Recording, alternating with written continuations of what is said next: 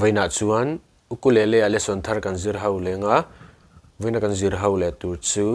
lilzovan atok ti hla sakha ukulele a perdan kan zir ho wang helai e in la a e mathiam lo tan chuan first string second fret a ko zung chalin ku zung u in fourth fret a hrui chung pathum kan barang o kha e nianga aniama b pona me theya ku zung chalin hrui nalam pang pani second fret a ku zung la in third fret a hrui chung ber dot 2 ku zung u in fourth fret a hrui chung ber chuan C sharp minor fourth fret a hrui chung ber te lo ni baranga ku zung u in sixth fret a hrui chung ber chuan a hi chu me ganin thiam karinga karon soi to lo me ngote kan strum down down up down up down down down up tikhana chord khata ve khazela kal leang down up down up down down down up down down up down up down mak ngai me ona sin ka tuaran van puya chin tan tin hun le ni ka mang asin tikhana down down up down up down down down mangai na tui phone man chang kai na om lo kan ni lo ti roi hlui hlo tikha na hlapum pui chuak leng a hlanen karon play mi lenga uluk davini lo ngai thlale don nia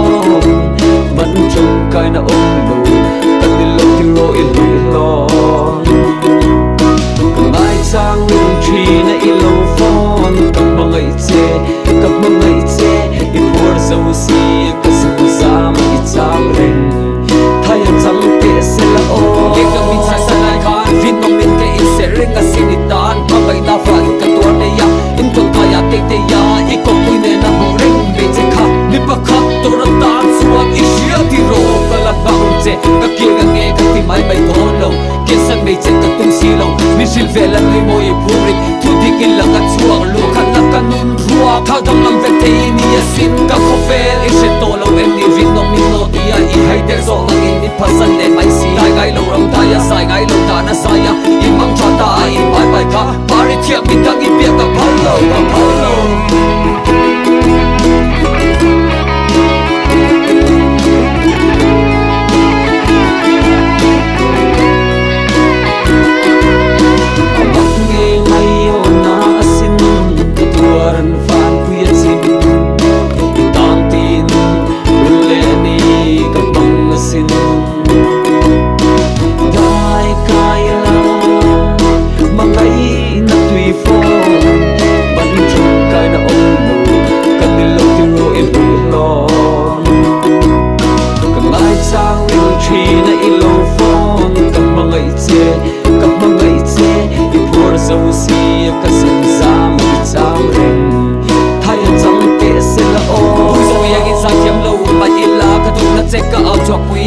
sin zal thang yagin dal kara khang tu nei lo ma illa I bo len lawin in nung ka sui fana sal ni si lo vin ni boya bin siam ta tanin ni si lo vin ni su na ka tang ta ni hi